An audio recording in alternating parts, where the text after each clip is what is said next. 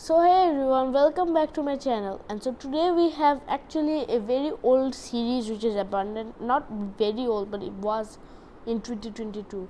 So it was alternate future of the post-apocalyptic world. Okay, I'm renaming it later. Hold on, later in the episode I'll rename it. But it was an abandoned series mainly because of our map capabilities, because we had to do other things in the maps and we only had one which works. Like I have three, but technically that one is ruined because of other things, so I couldn't do it. That's why I didn't continue the series. But I'm back here. As you can see, just look at the map. I've re-added everything that was in the last episode. This is episode 4, so why not let's go right into the differences. So let's first go talk about the differences. Okay, first I've made the crystals a bit better, but that's not it. But I've also made some changes to the overall story. That's good. Well, the story you haven't seen yet, but okay.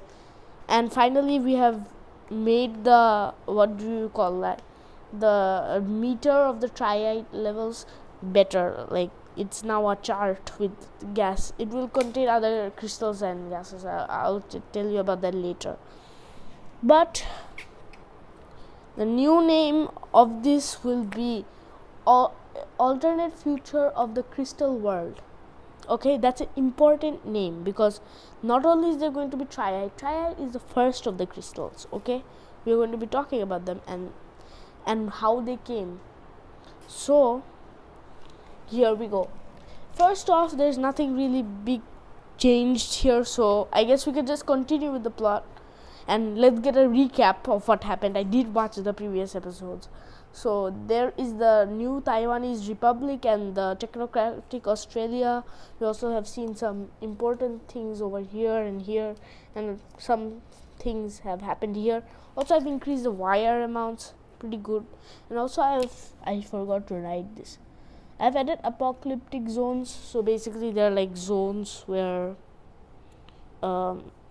you like where there's apocalypse, and I think the new name is better. So let's go into the new things. So first of all, we need to we have realized that there's not much things going on in Europe, for example. So why don't we fix that? So as you can see, some more important things have started happening in Europe, such as France expanding, Italy expanding from what it was. Like it was a very small thing, so I guess it makes sense to expand it. Germany is also expanding. You should be a bit careful on that. When I said that you should be careful. Also, all these states are unifying. That's the only kind of thing so far in the episode. We will have later more action in Europe. Europe is not going to have much action in the beginning of the series. It's going to have more things happening in the end. So we're going to go to all of these new areas and let's explain you what they are. So for example, each of them contain clouds, these like water wave things. These are like crystals, but they're water waves, and each of these have clouds, and I will talk about the clouds later on what they do, but not yet. Also, I made some border changes. So let's go into Russia. Russia is going to expand because that's Russia. So Russia is expanding a bit north, and their basic goal here is to kind of get more land and become bigger, because they need to do that. Otherwise, they're not going to survive. And now the Second Mongol Empire, or this one, right, is going to start to try to expand more. So that's good. But next we have Peru and Chile here, and these are going to start a war. There's going to be a great South American war. That's right. Before we get into the Australian things, that's the main thing alongside developing in this episode. So let's talk about them. So we also forgot about Iran.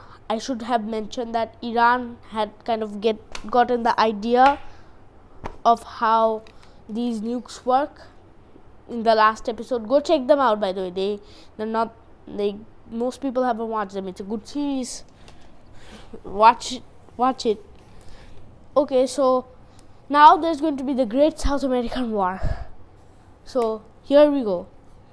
First, Chile starts expanding. This is going to be the trigger of all of this. Chile starts expanding a bit north, and this is really a bad move by Chile. I think they're trying to block off Argentina, right?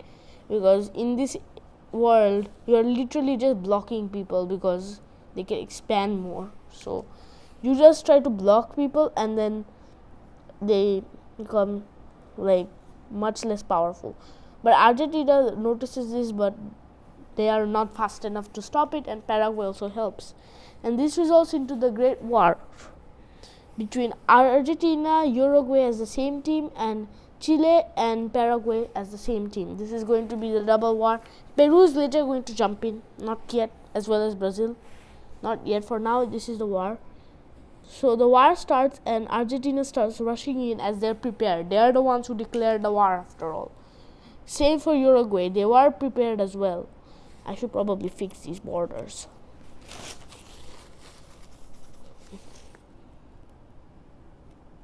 Yeah. So I'm just going to fix these borders. Nothing really interesting. So overall, a lot of things have been happening, and Argentina is going to move in Chile, but they have now started mobilizing their army so they can finally fight back. And this is looking bad for Argentina because they're just being sandwiched in. They didn't notice that.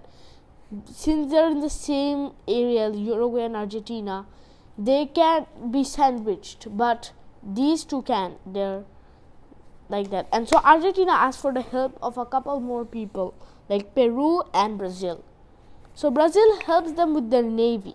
Brazil's navy is good alongside Argentina's, but it's not as good as Brazil's. Argentina's is mediocre. As you can see, they have reached far, but not that far in the Falklands.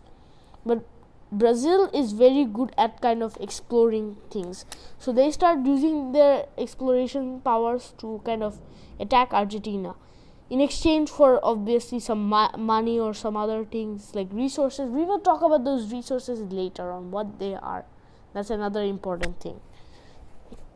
So eventually Brazil starts making an attack onto Buenos Aires, and Uruguay also starts trying to make an attack on Buenos Aires. Actually, Uruguay was a part of Argentina, right? I told you, Uruguay was a supporter of Argentina. But now that they have noticed Argentina is so weak and they're probably not going to win this war, they just switch sides. That's a very common thing in the war. And so Argentina surrenders here, but instead of them losing their independence, what actually happens is not that bad. They still survive, but they have no longer their capitals, and they're just a small state here. This is Argentina. Yes, I should write that. And they're a republic, by the way. And the reason why this is such a big zone of conflict is because they want to all expand in this area and try to get the whole of South America. Obviously, Chile is trying to do that really hard in at least southern South America. That feels weird to say. But southern South America, they're trying to pretty much get La Pata. I don't think you guys know that, but that's Argentina, Chile, and Uruguay combined. They're trying to get that, I think.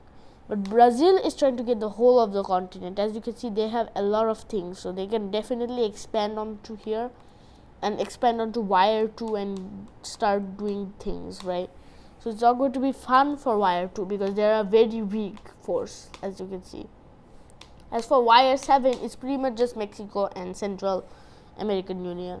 So let's move on to Australia, where there's been a lot of things happening really recently. So we know how we are in 2056 now. You have to watch the last video in order to find out why we are in 2056. But now there's the technocratic Australia. But technocratic Australia is not doing well because they can't find a leader. In case you didn't know, technocratic Australia, how technocracy works, which is the ideology of this Australia specifically, is that its ideology is that smart people like engineers and they should govern the country. That's the whole point of technocracy. So more people who are more advanced in tech and they're more smarter as a whole in maths and stuff, they can be the head of these states. It's autocratic obviously because, well, you are not voting for the person, it's literally just chosen. Like it's literally just him saying, okay, I'm it. So yeah. So, but they can't find any leaders, meaning they start to fall into a rebellion. That's right. Australia is going to be destroyed again. Australia already had a civil war. Well, now they're going to have a second civil war instead of the country that succeeded in the first civil war. Technocracy was seeming promising to the Australian people, but then it became very bad. So, again we have the second Australian civil war. And there is communists, there is capitalists, all fighting for dominance in one continent. There's also what do you call those people? I forgot. Monarchists. Yeah, why did I forget that? And imperials. There's socialists in this side. Okay. There's democratics in this side. There's just a lot of people. Okay, hold on. Let me just add the star for making it. And then overall, the technocratic Australia is just living in around its capital, which is Canberra, like Eastern Canberra. It's not Canberra because Canberra is a bit like western that, but yeah. So technocratic Australia doesn't seem to do great in this. But we are going to save that for next episode. We are going to talk about the Civil War more in depth next episode. So let's move on to the Americas, in which we are going to face some more better lore build up than what happened on these two continents. More better lore build up, and I think you guys know the meaning of lore. It means like story. So yeah, that's going to be the story. And okay, I forgot to update the Canadian border. Sorry for that. This is going to be the Canadian borders. I forgot of that. Yes, so that's the Canadian borders. And now the USA is like, okay, we are just with an ally in this continent. We can just take over this continent. So they start doing exactly that. You know, classic American. Classic. They're just moving. They're just moving to the west. So eventually when they move to the west, they start trying to move up. And they realize that, wait, Canada was so cold. All of a sudden it became warm. Does this Triyet thing have effect on the weather? If so, then we can control the weather. That will be great. And more of control them in specific regions. It's like other regions where there's snow are still snowy. They're not being turned into hot places. So now this is all of a sudden a huge land for both the US and the Canadians, which is great. And so the Canadians start advancing. Same for the people in US. Remember, these two are working as a team. They are never going to fight each other. So that's why they're just going to move forward and try to explore around this area, because there's like no one that can beat them in this area. They literally have everything, or so they thought. So one of the things you guys probably didn't notice was that a lot of the countries here in Africa didn't have anything to do. Specifically Nigeria. Nigeria didn't have much context in the series. So what actually happened to them? Well, now we are going to the actual main plot a bit later, which is going to come a bit later. Like 2 or 3, 4 episodes, finally the build-up of the main plot starts. But for now, we have ourselves a very big sign of what has come. So there is a bunch of Nigerians there. They're like in Nigeria, but it isn't possible. It is impossible. And they're Triyet republics. This is impossible. What could this be?